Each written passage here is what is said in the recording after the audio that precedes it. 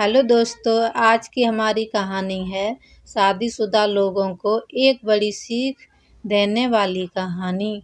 पति पत्नी की कहानी। पत्नी ने न जाने क्या किया था कि उसके पति ने उसे एक के बाद एक कई थप्पड़ जड़ दिए। हमेशा हर सिचुएशन को शांत से हैंडल करने वाली पत्नी भी इस बार इतनी अशांत हो उठी कि उसने अपनी चप्पल ही निकालकर पति की ओर दे फेंकी। चप्पल पति के बालों को छूते हुए निकल गई। ये किस्सा यहीं पर खत्म हो सकता था, मगर पति ने इसे अपनी मर्दानगी का विषय बना लिया और बात बद से बदतर होती चली गई। रिश्तेदारों ने भी आग में घी डालने का काम किया। किसी ने कहा, जो औरत अपने पति को चप्पल से मार सकती है वो ना ही तो वफादार हो सकती है और ना ही पतिव्रता। ऐसी औरत परिवार ही नहीं बल्कि पूरे समाज पर कलंक की तरह है। बीवी के पक्ष वाले कहाँ पीछे रहने वाले थे। किसी ने कहा, 21वीं शादी में भी जो स्त्री के साथ मारपीट करते हैं उन्हें जो जेल भेज देना चाहिए। तो कोई कहता, जरूर उसको कोई और पसंद आ गई होगी, इसलिए अब पत्नी से मारपीट करने लगा है। बात कोर्ट तक पहुंच गई। दोनों पक्षों ने एक दूसरे के खिलाफ केस फाइल कर दिया। पति ने चरित्रहीन होने का तो पत्नी ने दहेज और शारीरिक उत्पीड़न का आरोप लगाया। 2 वर्षों से अधिक समय के लिए केस चला था। इन 2 वर्षों के दौरान दोनों पति पत्नी अलग अलग रहे थे। इन 2 वर्षों के दौरान दोनों पक्षों के समर्थकों की संख्या कम हो गई थी। पहले जहां दोनों पक्षों में समर्थकों का समूह होता था, अब गिने चुने लोग रह गए थे। पति और पत्नी दोनों की आर्थिक स्थिति भी इस समय के दौरान नीचे गिर चुकी थी। जिन्हें वो अपनी शुभचिंतक समझ रहे थे, पैसों की बात आते ही उन्होंने भी अपना पलड़ा झाड़ लिया था। अगर कोई देने को राजी भी हुआ तो मोटे ब्याज की शर्त पर। आखिरकार वही हुआ जो सब चाहते थे, डाइवोर्स। हर कोई खुश था, दोनों पक्षों के रिश्तेदार, उनके माता पिता और दोनों के वकील। लेकिन 5 साल की सुखद शादी और एक सुंदर बेटी होने के बाद मिले इस डाइवोर्स से पत्नी मूक थी और पति शांत।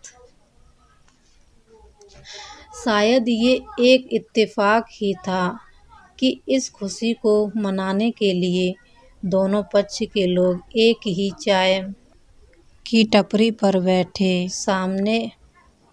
आमने सामने इत्तेफाक इसलिए क्योंकि ज़्यादातर लोग एक दूसरे के विरोध पक्ष को सपोर्ट कर रहे थे। वे एक दूसरे को अच्छे से जानते भी नहीं थे।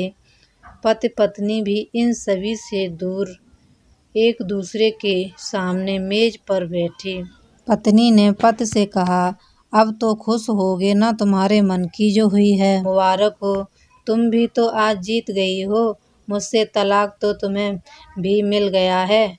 Congratulations to you too. पति ने कहा, तलाक को तुम जीत का प्रतीक समझ रहे हो। पत्नी ने पूछा। पति चुप रहा। थोड़ी देर की शांति के बाद पति ने कहा, मुझे तुम्हें 5 लाख रुपए अभी और हर महीने 8,000 रुपये देने का आदेश है।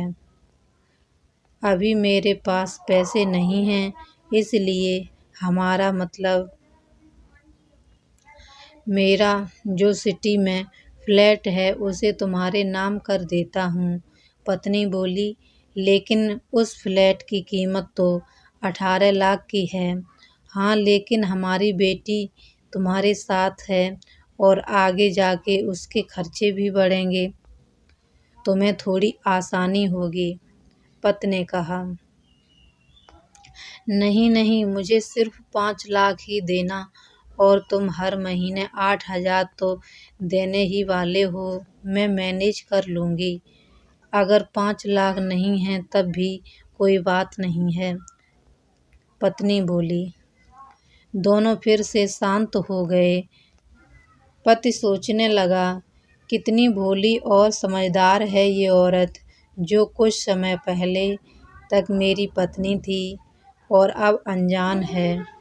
ये वही है जो कम से कम खर्चे में घर चलाती थी और पैसे बचाकर मेरे जन्मदिन और बर्थडे पर हमेशा मेरे लिए नए कपड़े खरीद लाती थी। कभी बीमार भी हो जाती तो पैसे बचाने के लिए मुझे मालूम न होने देती और घरेलू नुस्खे से अपना इलाज कर लेती। मगर घर में कोई और बीमार होता तो तुरंत डॉक्टर के पास लेकर जाती। मेरी हिम्मत मारी गई थी। मैं ही अपनी झूठी मर्दानगी के चक्कर में इतनी बड़ी गलती कर बैठा। पत्नी के दिमाग में भी उथल-पुथल चल रही थी। अभी भी वैसा का वैसा ही है। पहले भी खुद से ज़्यादा हमारे बारे में सोचता था और अब भी वही कर रहा है। ये वही आदमी है जो मुझे एक्सीडेंट से बचाने के लिए खुद मोटरसाइकिल के आगे कूद पड़ा था और अपनी उंगली तुड़वा बैठा था। पता नहीं कौन सी मनहूस घड़ी में मैं झगड़ा कर बैठी। पति ने मौन तोड़ते हुए पूछा, अब तुम्हारे कमर का दर्द कैसा है? ज़्यादा तकलीफ तो नहीं होती? पत्नी हल्का सा मुस्कुराई और बोली, अभी भी होता है। अब तो पेट में भी क्रम्स उठते हैं। वो तो होगा ही, तुम योगा या कसरत भी तो नहीं करती हो। गायनेकोलॉजिस्ट को ज़रूर दिखा देना। पति ने कहा, तुम बताओ तुम्हारा अस्थमा कैसा है? अब क्या अब भी दौरे पड़ते हैं? पत्नी ने पूछा। हाँ, पड़ते हैं, पहले से ज़्यादा, क्योंकि अक्सर इन्हेलर भूल जाया करता हूँ याद दिलाने के लिए, तुम जो नहीं हो अब। पति बोला। पत्नी की आंखों में आंसू आ गए। बोली, तुम्हें मेरे चरित्र पर सवाल नहीं उठाने चाहिए थे तो ये परिस्थिति आती ही नहीं। हाँ, मैं जानता हूँ तुम बहुत अच्छी हो। मुझसे गलती हो गई, बहुत बड़ी गलती। मैं लोगों के बहकावे में आ गया था। पति बोला, तुमने भी तो मुझ पर दहेज का इल्ज़ाम लगाया था। वो बोला गलत था और इस बात का मुझे भी पछतावा। पत्नी ने कहा। पति कुछ कहना चाह रहा था लेकिन हिचकिचा रहा था। पत्नी ने पूछा, कुछ कहना चाहते हो? वो बोला, क्या सब पहले जैसा नहीं हो सकता? क्या मतलब है? पत्नी बोली, मतलब कि हम फिर से पहले की तरह पति पत्नी बनकर, सच्चे दोस्त बनकर नहीं रह सकते? पति बोला, पर ये डाइवोर्स के पेपर दिखाते हुए पत्नी ने कहा, फाड़ देते हैं। पति ने अपने पास रखे हुए डाइवोर्स के पेपर फाड़ते हुए कहा। पत्नी ने भी अपने पास रखे पेपर फाड़ दिए। सभी हैरान थे, वकील, रिश्तेदार और माँ बाप। पति पत्नी दोनों एक दूसरे के हाथ में हाथ पकड़े अपने घर की तरफ चले। दोस्तों, ये कहानी उन पर हर पति पत्नी के लिए बड़ी सीख है, जो छोटी छोटी बातों पर लड़ते हैं और इन झगड़ों को बड़ा बनाने के अलग अलग होने का डिसीजन लेते हैं। प्यार और झगड़ा तो एक सिक्के के दो पहलुओं की तरह हैं, दोनों को स्वीकार करना होगा, तभी ये पवित्र रिश्ता उसकी मंजिल तक पहुंच पाएगा। दोस्तों, आपको हमारी ये कहानी पसंद आई हो तो हमारे वीडियो को लाइक करें, ज़्यादा से ज़्यादा शेयर करें और चैनल पर नए हैं तो इसी तरह की वीडियो और कहानी देखने सुनने के लिए हमारे चैनल को सब्सक्राइब कर लें। धन्यवाद।